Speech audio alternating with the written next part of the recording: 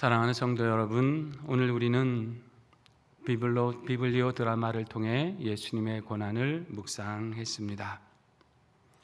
우리의 구원의 주님이신 예수님은 우리를 위해 멸시받은 종이 되셨습니다. 이 모습은 오래전에 우리 하나님께서 바로 이 이사야 선지자를 통해서 미리 예언해 주신 말씀입니다. 이 말씀을 통해 우리를 위해 멸시당하신 예수님을 다시 한번 깊이 묵상하고자 합니다. 본문 2절 말씀 다시 한번 같이 읽겠습니다. 그는 주 앞에서 자라나기를 연한 순 같고 마른 땅에서 나온 뿌리 같아서 고운 모양도 없고 풍채도 없은즉 우리가 보기에 흠모할 만한 아름다운 것이 없도다. 아멘. 예수님이 연한 순 같다고 말씀하시죠. 여기 연한 순은 흙위로 삐죽하게 올라온 보기에도 별로고 쓸모도 없는 그런 순을 말합니다. 그래서 보통은 그냥 잘라 버리는 거예요. 생각해 보면 좀 이해가 안 됩니다. 세상을 구원하러 온 메시아라면 누가 봐도 멋있고 능력 있고 영웅 같은 면모가 있어야 되지 않겠습니까? 상수리 나무처럼 무람하거나 백향목같이 아름다운 위용을 갖춰야 사람들이 따르지 않을까요? 그런데 예수님은 전혀 그렇지 않으셨습니다. 그는 날 때부터 말구에 누이셨고 어릴 때는 헤롯을 피해 피난하셔야 했습니다. 그분이 자라는 나사렛이라는 동네도 아주 무시받는 곳이었어요. 함께 어울려 다니는 사람도 어부와 세리 같은 사람들이었어요. 많은 기적을 행하셨지만 오히려 종교 지도자들은 그분을 죽이려고 했고 심지어 고향 사람들도 그분을 배척했습니다. 사람들도 마찬가지였죠. 먹을 것을 주실 때는 따라다녔지만 말씀이 어렵게 느껴질 때는 다 떠나갔어요. 결국 그들은 십자가 앞에서 살인자 바라바를 놓아주고 예수는 십자가에 못 박으라고 소리쳤습니다. 이렇게 예수님은 메시아다운 대접을 전혀 받지 못하셨어요. 그러면 하나님의 아들이신 예수님이 왜 이런 모습으로 오셨을까요? 그 이유는 분명합니다. 낮고 천하고 멸시받는 사람들까지 다 구원하시기 위해서예요. 만일 예수님이 화려하고 영웅적인 모습으로 오셨다면 그런 사람들은 그분을 배척하지 않고 잘 섬겼을 거예요. 그러면 예수님이 십자가에 죽으시는 일이 일어나지 않았겠죠. 죄인을 위해 죽으실 수 없었을 것입니다. 그래서 하나님은 예수님을 귀하게 여기지 않는 모습으로 이 땅에 보내셨어요. 그래서 어떤 일이 일어났습니까? 가난한 사람, 비천한 사람도, 죄인도 누구든지 예수님께 가까이 갈 수 있게 되었습니다. 겉보기에는 약해 보이는 그 안에 바로 하나님의 생명을 두셔서 믿는 자는 누구든지 구원을 얻게 하셨습니다. 예수님이 낮아지셨기 때문에 우리는 높아지게 되었고 그분이 멸시를 받으셨기 때문에 우리는 존귀하게 되었습니다.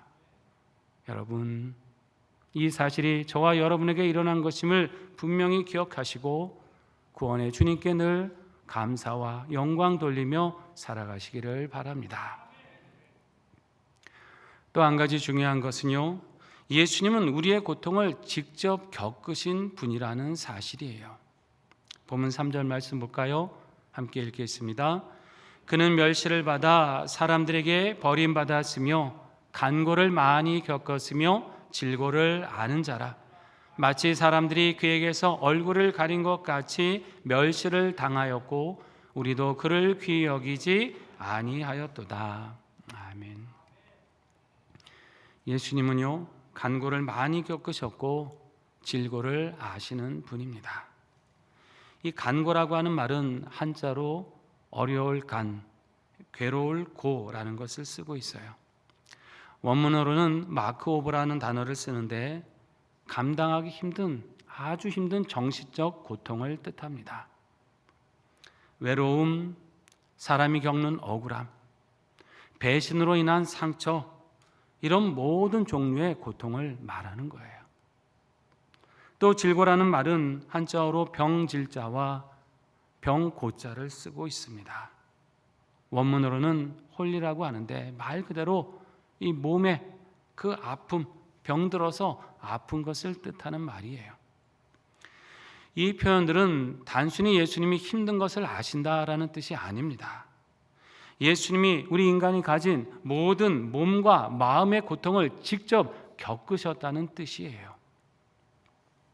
왜 그렇게까지 하셔야 했을까요? 육신을 입고 오신 것만도 감사한데 왜 우리의 그런 간고와 질고까지를 다 겪으셨습니까? 우리의 죄 때문입니다. 여러분, 죄는 단순한 실수가 아니에요. 반드시 대가를 치러야 합니다. 그렇기 때문에 구원이라는 것은 그냥 용서해 줄게로 끝날 수 있는 문제가 아닙니다. 누군가 대신 값을 치러야 되는 거예요. 그래서 예수님이 직접 우리의 고통을 짊어지셨습니다. 멀리서 우리의 죄를 해결해 주신 게 아니라 우리 인생 한가운데로 들어오신 거예요. 죄 때문에 괴로운 인생, 두려운 인생, 상처받고 버림받는 그 인생 한가운데로 들어오셔서 우리의 짐을 짊어지신 겁니다. 그래서 그 모든 고통을 대신 겪으시고 우리를 자유케 하셨습니다. 여러분, 이것이 진짜 사랑인 줄 믿습니다. 말로 하는 사랑이 아니라 대신 고통을 감당하는 사랑인 거예요. 예수님의 고난은 내가 너를 위하여 여기까지 한다라고 하시는 주님의 사랑입니다. 여러분, 이 사랑을 기억하며 감사하며 사시기를 바랍니다. 그리고 예수님은 우리 대신 맞으셨어요. 본문 5절과 6절 말씀 같이 읽겠습니다. 그가 찔림은 우리의 허물 때문이요 그가 상함은 우리의 죄악 때문이라. 그가 징계를 받음으로 우리는 평화를 누리고 그가 채찍에 맞음으로 우리는 나음을 받았도다. 우리는 다 양 같아서 그릇 행하여 각기 제 길로 갔거늘 여호와께서는 우리 모두의 죄악을 그에게 담당시키셨도다. 아멘. 우리가 무엇과 같다고 하십니까? 양과 같다 그러세요. 그릇 같다는 것입니다. 양이라는 동물은요, 풀을 뜯을 때 자기 눈앞에 있는 그 풀만 보느라고 거기 정신이 팔려서 지금 자기가 어디로 가고 있는지도 모른다 그래요. 그래서 앞에 보이는 것만 따라가다가 어떤 때는 길을 잃어버리기도 하고 구덩이에 빠져버리기도 하고 위험에 처하기도 하는 거예요. 여러분, 우리 인생이 그런 거 아닙니까? 눈앞에 보이는 욕심과 그 탐욕을 따라가다가 그릇된 길을 갑니다. 자기가 어디로 가고 있는지도, 이 길이 멸망의 길인지도 모른 채 그냥 사람들 많이 가니까 덩달아 따라가는 어리석은 인생이 바로 우리 모습 아닙니까? 그래서 우리 예수님께서 그 모든 죄와 허물을 우리 대신 짊어지신 거예요. 채찍에 대신 맞으시고 가시관에 대신 찔리시고 십자가에 못 박히셔서 그 피를 쏟아 주셨습니다. 그래서 우리는 하나님과 화평하게 되었고 치유를 받았어요. 예수님이 대신 맞으셨기 때문에 우리는 생명을 얻었습니다. 여러분, 이 사실을 분명히 믿으십니까? 그렇다고 한다면 우리를 위해 고난당하신 주님, 나는 이제 어떻게 살아야 될까요? 이제는 주님을 위해 사는 삶을 선택해야 될 줄로 믿습니다. 세상에서 인정받는 삶이 아니라 주님을 따라가는 삶을 결단해야 합니다. 요즘 세상을 보면 설문조사를 종종 하죠. 거기에 보니까 종교 호감도라고 하는 것을 조사하는 경우가 종종 있더라고요. 가톨릭이나 불교, 개신교 이런 종교들 가운데 어느 종교가 사람들에게 이미지가 더 좋으냐, 이제 이런 걸 조사하고 따져보는 거예요.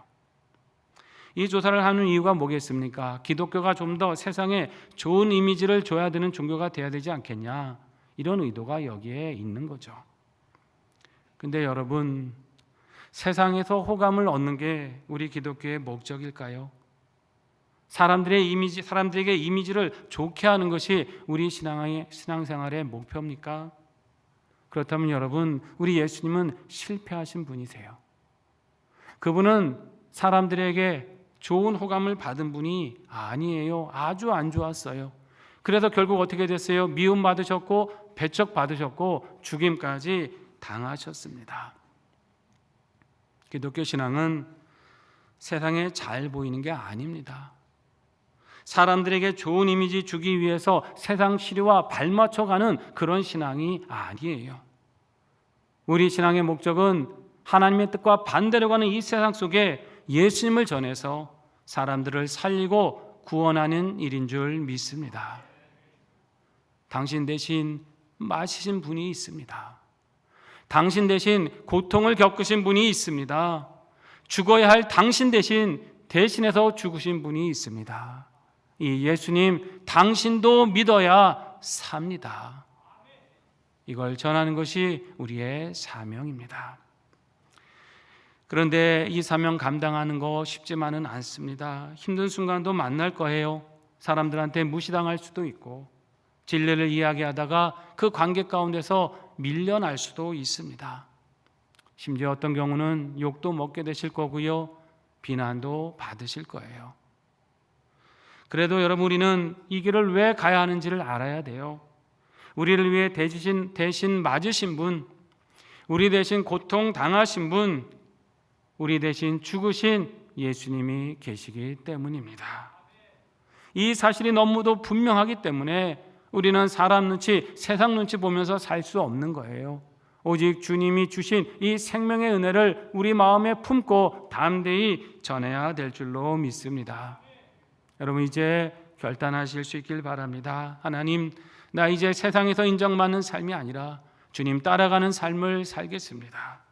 나 때문에 멸시받으신 주님, 구원의 주님으로 담대히 전하며 살겠습니다.